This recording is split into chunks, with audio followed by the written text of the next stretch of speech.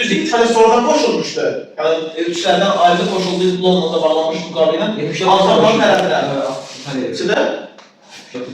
79 yox, 1915-ci yazında Londonda qoşulmuşdu. Bir də sonradan qoşulan Rumıniya oldu. Qalan isə müharibənin inşaatında İngiltərə, Fransa və Rusiya və Rusiyanın müttəfiqi Avropadakı, yəni Balkanların müttəfiqi Serbiya idi.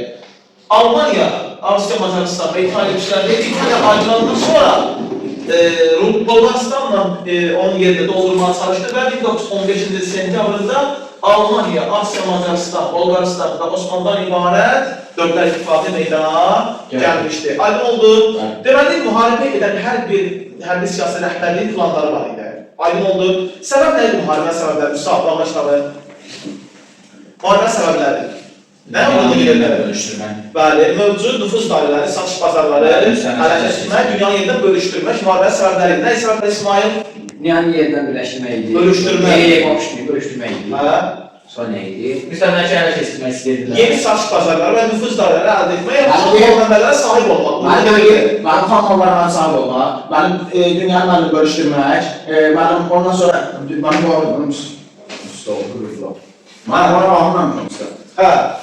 mənim dedim nə? Sən sayəmzi? Dünyanı bölüşdürmək, dünya bazarını bölüşdürmək istəyirdi. Müstəmləkə hərəkət etmək istəyirdilər. Sonra yenidən bazar yaratmaq istəyirdilər özəllərinin altında. Dünyanı bölüşdürmək, mövcud xam mallarına hərəkət etmək, nüfuz dairələri və satış bazarına sahib olmaq məhz gördüyünüz bu siyasi hərbi bloklar arasında mübarizə idi.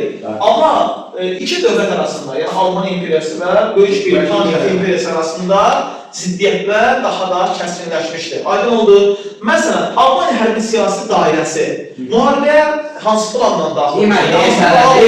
İngiltərə.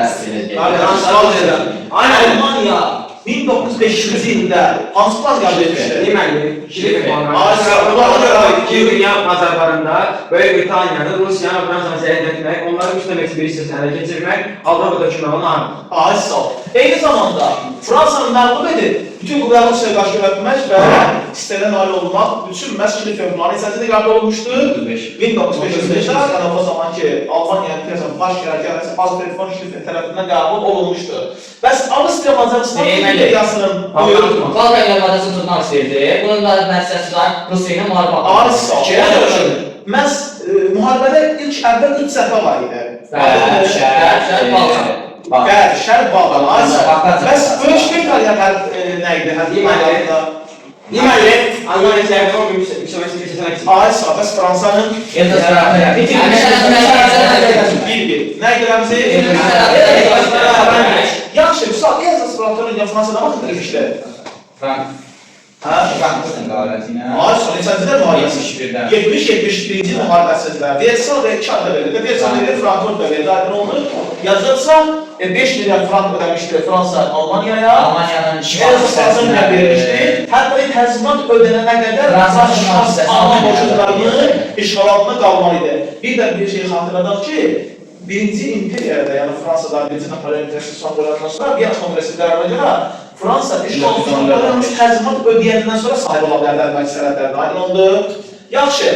Bəs Rusiya hərbi planları buyur. Digər altan üzvləri kimi Osmanlı. Bir şey xatırladaq ki, Osmanlının artıq imperiya kimi mövzusunu qalmamışdı. Yalnız Ərəbistan yanasının şimalı, Fələstin, Suriya, İraq onun əraziləri. İki Türkiyə ərazisindən başqa yalnız Fələstin, Suriya, İraq və Ərəbistan yanasının şimalına sahib idi. Aydındır. Məhz İngiltərə, Fransa və Rusiyanın ortaq maraqlarını Osmanlı məğlub etmək və onun ərazilərini öz aralarında bölüşdürməkdən ibarət idi. Deməli, müharibədə ilk əvvəl isə tərəfə var İsmail. Balkan. Qərb, Şərq və Balkan. Yadınızda saxlayın ki, Azərbaycan tarixində biz bu cəhbənin qərb cəhbəsi verir. Niyə? Bizə görə bu qərb cəhbəsi verir. Aydındır? Məsələn, deyir ki, Azərbaycan hərbi generallarından, Azərbaycan hərbi generallar ki, Validə Çar ordusunda xidmət edənlər, aydındır? Onlardan Çar imperiyası 4-cü və Ahmad cəhbəsini istifadə etmirdi. Çünki yaxşı başa düşürdü ki, onlar Osmanlıya qarşı vuruşmayacaq və yaxud da canla başla döyüşməyəcək Osmanlı ilə. Aydın oldu, Osmanlının çünki məğlub olmasını Azərbaycandan istəmirdilər. İndi deyəcək deyə görə. Deməli, onlar əsasən istifadə edir qərb və cənub-qərb cəbhəsində. Qərb cəbhəsində Səməd bəy Nemanlar böyük uğur qazanmış Alman qoşunları üzərində. Cənub-qərb cəbhəsində, həm də qərb cəbhəsində Çarın yeganə yaməri olan, yəni xüsusi təyinatlı general olan Hüseyin xan Naxçıvanski. Aydın oldu, həm ondan qərb bizə görə, yəni bizim Azərbaycan tarixində Rusiya imperiyasının mövqeyinə görə bu şərq-qərb Balqazın cənub-qərb cəbhəsində təqdim olan Azərbaycan tarix dərsində, Azərbaycan birinci dünya illərində. Aydın oldu, 4-cü cəbhə necə açıldı? Murad, Qafqaz cəbhəsində yandı. Yox, əvvəl necə başladı? Qacarın Rusiyasında. Xeyr, Qafqaz cəbhəsi necə formalaşdı? Almanya Belçika ərazisində Qafqaz cəbhəsindən danışırıq. Qafqaz cəbhəsi yadınızda saxlayın ki, Fransız və İngilis donanmasından qaçan 2 Alman gəncisi kimə sığındı? Osmanlı. Kimin bayrağı altında üzməyə başladılar? Osmanlı. Gördünüz Çar imperiyasına donanması atış açması ilə Osmanlı bayrağı altında. Qərbdən Rusiya Osmanlı müharibəsi, ardınca İngiltərə, Fransa. Bunlara Qafqaz cəbhəsi yaratmışdı. Biz qayda günə dərsini əvvəlcə. Deməli, müharibənin əvvəlində hansı bloklar arasında müharibə gedirdi? Anlamda bir Və əvvəl üçlər ittifaqı kimlərdən ibarət idi? Üçlər ittifaqı. Bəli. Rusiya, Fransa, Üçlər ittifaqı. Almanya. Nədən ibarət idi? Bəs Almanya kimlərdən ibarət idi? Kim Rusiya, Yaxşı. Bəs nə vaxt İtaliya tərk etdi üçlər? 15'lər. Nəyə görə tərk etdi? Səbəbləri nə idi? Almanya Bəzi ərazilər veriləcəkdi. Bəzi ərazilər 1915-də yazılan bəzi ərazilər vəd etdilər. O da tərkibli qoşuldu, üçlər tərk edib Altantaya qoşuldu. Almanya bu boşluğu doldurmaq üçün hansı dövlətlərdən ibarət dövlət ittifaqını yaratdı? Avstriya, Macaristan, Bulqaristan, Osmanlı idi. Bir də Almanya. Almanya, gördüyünüz o dövlət ittifaqı meydana gəlmişdir. Yəni zaten biz Antanta tərəfindən vuruşan və sonra qədər Antanta tərəfində olan və yaxud müharibəni tərk edən dövlətlər Antanta cəbhəsində vuruşanlar yaşıl rənglə verilmişik. Rusiya. Bəs uzaq şərqdən hansı dövlət Almaniya müharibə Yaponiya. Almaniya ilə məşğul oldu. Avropaya qoşun göndərmədi o. Hansı ərazinin işğalinə məşğul olmuşdu? Uzaq şərqdə Çini və Alman gücləridir. Uzaq şərqdə Çin ərazisini və Alman gücləri işğal etməyə başladı. Çünki o dövlət var idi. Xeyr. Vaxt dövlətindən İngiltərin yarım müstəmləkəsi idi. Bir də başqa dövlətlərdə İngiltərə qədər olmasa da, onlar da Çin hökumətindən eləmişlər, müəyyən imtiyazlar almışlar. Amma əsasən İngiltərə, Qacarlarla Çin 19-cu əsrdə, 20-ci əsrin əvvəllərə qədər Böyük Britaniya və İngiltərin yarım müstəmləkəsi oldular.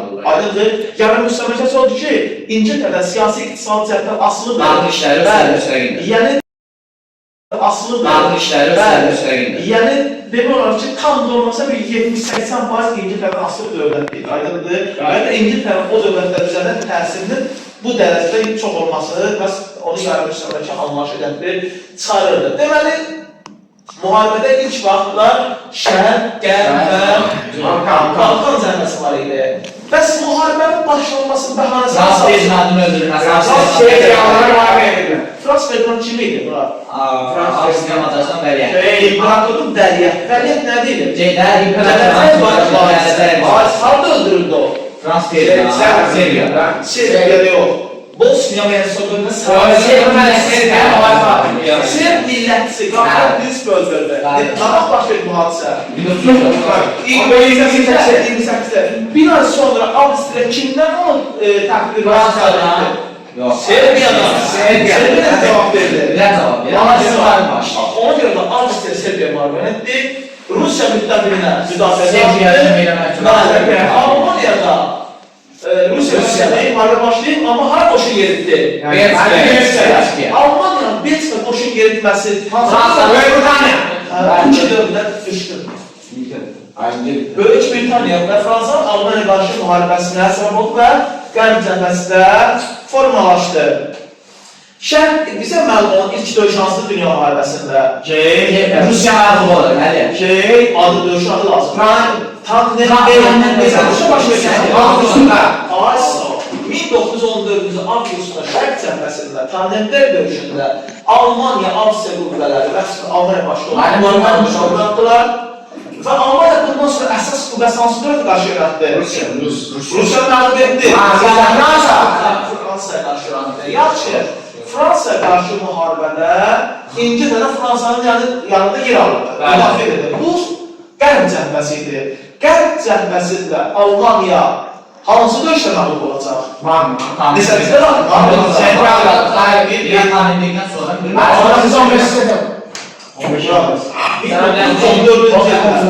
Alman qoşunlarının qarşısı vaxtında alındı. Almanlar erkək qüvvələr var idi, düzdür? Bunlar manevr edib edəmədilər, cəhbəli yarılaydılar. İngiliz-Fransız cəhbəsi yarılaydılar və Fransanın dərinliyinə ilərləmədilər, düzdür? Amma niyə bunu edə bilmədilər? Kim cavab verə bilər? Necə müəllim? Nə sual gəldi? Bax deyirəm ki, 1914-cü avqustunda Şərq cəbhəsində Rusiyanın Kandemir döyüşündə Rusiyanın məğlubiyyətində Almaniya bütün bu əyrətlərə Fransa Qərb cəbhəsində ayrıldı. Amma onun hücum hansı çay sahəli dayandırıldı? Kimlər tərəfindən? İngiliz Fransa'dan Səbirli ol. Almanlar erkək qüvvəsi var idi. Almanlar bu erkək qüvvədən Qulaq as. Niyə danışırsan sonra? Dinlə gidən. Niyə erkək qüvvəsindən manevr edib Fransanın, İngilistənin Fransız maraqda cəhbəsini yara bilmədi? Yox, hansı dövlət hücumu? Rusiya müttəfiqinə kömək etmək üçün Prusiya istiqamətində qoşun göndərir. Almanlar da həm o erkək qüvvəsini Fransa qarşı yox, kimə qarşı göndərir? Rusiya. Buna da Alman neçə cəbhədə vuruşmalı oldu? Buna da Almaniyanın hansı müharibə qalıb çıxmışdı? Şana qalb olunmuşdu. Bəs hansı dövlət həlledici məğlubiyyətdən xilas oldu? Fransa. Neçənci ildə? 1914.